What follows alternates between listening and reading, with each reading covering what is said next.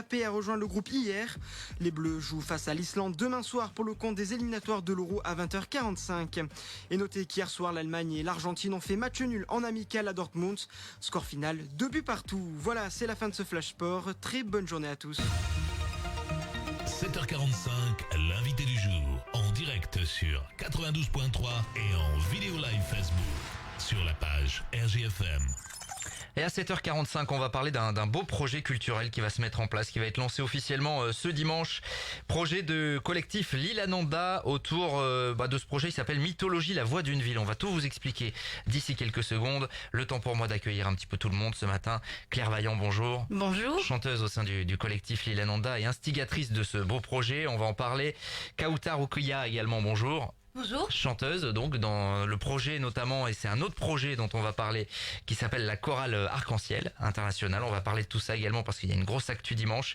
Et puis Fabien Granier, bonjour. Bonjour. Vous êtes l'un des administrateurs de l'association.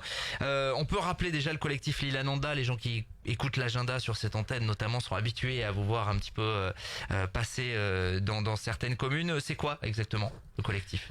C'est un collectif de musiciens qui a un peu moins d'une vingtaine d'années. On monte des projets, on fait beaucoup de jazz, nous, en tant que musiciens.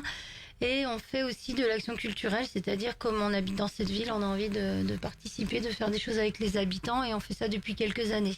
Voilà, et justement, c'est cette partie-là qui va nous amener à ce projet Mythologie, la voix d'une ville. Si vous voulez découvrir un petit peu plus le collectif, allez sur le site internet. Vous avez toutes les infos. Mythologie, la voix d'une ville. Donc, qu'est-ce que c'est exactement? Vous allez en fait, pendant les prochains mois, partir à la rencontre des habitants, c'est ça, recueillir leurs témoignages, je le résume comme ça? C'est un peu ça, en fait, c'est surtout les mettre en relation les uns avec les autres, notre idée, c'est-à-dire qu'on collecte un peu des témoignages, ça c'est ce qu'on est en train de faire depuis un mois ou deux, et puis on a envie de les faire partager entre les anciens qui racontent leurs histoires sur la ville industrielle, et puis des plus jeunes qui n'ont pas connu en fait cette effervescence qu'il y avait dans la ville à ce moment-là, et on va créer des objets artistiques autour de cette rencontre. Fabien Granier, c'est un projet qui vous a plu parce que c'est Claire qui l'a instauré, on va dire. Oui, ça fait quoi? Ça fait 3 ans que ça a été mis en place. Alors, ce qui est absolument génial à voir dans ce projet-là, c'est comment tout d'un coup la ville change de physionomie. Au fur et à mesure qu'on commence à rencontrer des gens qui ont connu le passé industriel de la ville, qui ont connu justement toute l'effervescence qu'il y avait autour des usines, autour de la ville gauzée, et de voir comment cette rencontre entre les jeunes et les anciens tout d'un coup fait changer la perception de la ville. C'est un moyen de faire pour les habitants de la ville de se réapproprier, surtout pour ceux qui viennent d'arriver, de comprendre un peu que leur trajectoire dans cette ville est exactement la même trajectoire que celle des milliers de gens qui ont vécu jusqu'à maintenant. C'est-à-dire que les jeunes générations découvrent notamment une ville. Alors il y a encore des traces dans le paysage bien sûr, mais ils connaissaient pas forcément l'histoire parfois, et le but justement c'est que tout ce beau monde échange un petit peu. À vrai dire, nous non plus, on connaissait plein de choses qu'on connaissait pas. Quand on découvre que ce soit le quartier Saint-Jacques, les fours à chaud, le canal, le port, les péniches, et c'est vrai que ça ce qu'ils nous racontent là, les anciens, ça retransforme la ville dans quelque chose qu'on connaissait pas. Ils nous racontent les bals qu'il y avait après-guerre, où il y avait 8 bals, je crois, des parquets salons dans la ville tous les dimanches. Ça dansait partout et tout ça. C'est des choses qui sont vraiment touchantes et voilà. Et ce qui est important vraiment, c'est que les gens se disent qu'il y a du commun, parce que c'est vrai que c'était une ville de passage. Les gens arrivaient pour travailler. Et là, c'est pareil. Et ils arrivaient aussi parce qu'ils étaient exilés de quelque part. Et là, c'est pareil, en fait. Donc, on essaie de mettre tout ça en commun et de dire que, on a une place, chacun de nous a une place dans cette ville, et qu'on a beaucoup plus de commun que de choses qui divergent, en fait. Ouais, c'est un peu l'idée. Ce projet, donc, qui s'appelle Mythologie, la voix d'une ville, sera présenté ce week-end. Comment vous allez travailler là dans les mois qui viennent? Parce que on va parler dans un instant du produit final, mais il y a un bel objectif, il y a quelque chose de beau finalement à la fin. Comment vous allez travailler là dans les prochains mois, notamment avec les établissements scolaires? Ça, c'est important. Alors, ce qu'on fait, c'est qu'en fait, on a identifié des groupes. Le but du jeu, c'est de faire en sorte que les gens se rencontrent, que le plus possible, et que les gens les plus différents puissent se rencontrer. Donc, on a identifié plusieurs endroits dans la ville. On va organiser des groupes, notamment avec des enfants dans des écoles ou des lycéens qui vont aller à la rencontre justement de personnes plus âgées. Et le fruit de cette rencontre, de ces échanges, ça va donner des réalisations diverses, par exemple des écritures de petits textes ou alors des écritures de chansons qui seront ensuite mis en musique par les musiciens du collectif. Il va y avoir de la collecte aussi de chansons de Montluçon. Qui parlent vraiment de la ville de Montluçon, qui vont être pareil mises en musique et enregistrées au conservatoire au mois d'avril.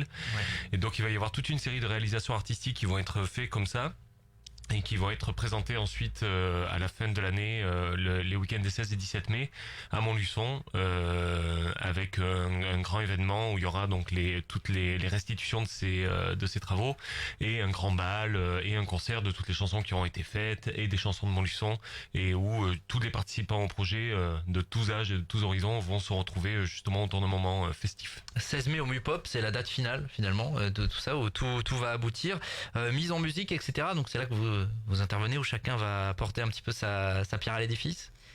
Bah, c'est-à-dire que il y a deux choses dans le répertoire qu'on va enregistrer. Il y a des chansons. En fait, on a envie de mettre en miroir un peu des chansons qui ont été écrites ici sur la ville. Alors il y a des choses assez rigolotes. Et puis des choses un peu plus graves. Il y a une chanson sur un assassinat, des choses comme ça. Donc ces chansons-là, il y en a où il y a des paroles. À l'époque, ils faisaient beaucoup ça, c'est-à-dire qu'ils inventaient une chanson, puis ils la mettaient sur l'air d'une chanson connue. D'accord. Et puis ils chantaient ça. Mais il y en a, on a juste les textes des chansons et on n'a pas les paroles. Donc on va refaire, on cherche, on va choisir 8-10 chansons qu'on va réenregistrer, alors en les mettant un peu au goût du jour, et on va mettre ça en miroir avec ce que vont écrire les gens sur leur ville en fait maintenant. En faisant la même chose, sauf que là on inventera la musique parce que il n'y en a pas à la base. Parce qu'il y en a pas, et puis qu'on a envie aussi d'être créatif là-dedans. Et du coup on va enregistrer normalement avec des musiciens du conservatoire, mais aussi des gens qu'on rencontre et qui jouent des instruments. C'est-à-dire il y a des personnes qu'on rencontre qui nous disent ah oui mais moi je joue de l'accordéon. Bon ils vont travailler avec un groupe d'enfants évidemment qui seront qui seront impliqués. En tout cas, ce qu'on voit surtout, c'est que ça implique vraiment beaucoup de monde. Ça va des écoliers aux seniors, vous l'avez dit, avec le conservatoire également qui est impliqué, etc. Les établissements scolaires. Donc, on vous recevra évidemment pour que vous nous présentiez tout ça au mois de mai, et puis on va découvrir tout ça au fur et à mesure. Et puis, il y a une grosse actu pour le collectif. Parler d'un autre projet. Il nous reste quelques petites minutes pour parler de ce concert de la chorale Arc-en-Ciel internationale. Dimanche 18h30, ça se passe à l'Embarcadère.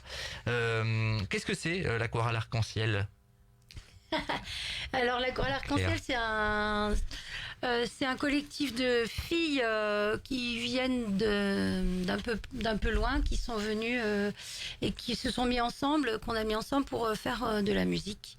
Donc il y a Kautar qui est là. Donc alors justement, Kautar, ce projet, parlez-nous-en, d'où vous arriviez finalement, et puis ce que ça vous a apporté ce projet. Alors pour nous, on est 8 femmes, 8 langues différentes. 8 cultures différentes aussi. Alors, à travers ce projet-là, on a transmis notre culture, notre chanson qu'on a écoutée quand on était petit et tout ça. Alors, vraiment, quand on est venu ici, je parle avec la voix les autres filles, quand on est venu ici, on est seul et tout ça, dans un pays qu'on ne sait même pas la culture, on parle pas bien en français et tout ça, alors on n'a pas le contact, alors à force, ça veut dire à travers la chorale, on a fait vraiment les liens amicaux et vraiment on est solidaires et on dit on est là avec notre culture, avec des chansons et voilà, c'est comme ça. Donc pour découvrir le fruit de ce travail, c'est super initiative. Vraiment, ça sera à l'Embarcadère 18h30 dimanche, c'est ouvert à tous ? Oui, bien sûr. Venez découvrir donc ça qui a permis de souder en fait tout le monde. Ouais. C'est ça, il y a vraiment quelque chose qui est né. Vous êtes devenus amis. Une famille, vraiment, on est solidaires, vraiment. On est des frères et des sœurs. Voilà, et ça sera le mot de la fin, c'est très bien. Rendez-vous 18h30 dimanche à l'embarcadère de la MJC pour découvrir ce concert de la chorale Arc-en-Ciel et puis évidemment tout au long des prochains mois pour ce projet Mythologie, la voix d'une ville. Merci à tous les trois d'être passés à notre micro ce matin et nous on va continuer en direct d'ici quelques minutes, 7h55. 7h45, l'invité du jour. En direct sur 92.3 et en Facebook Live vidéo sur la page RJFM.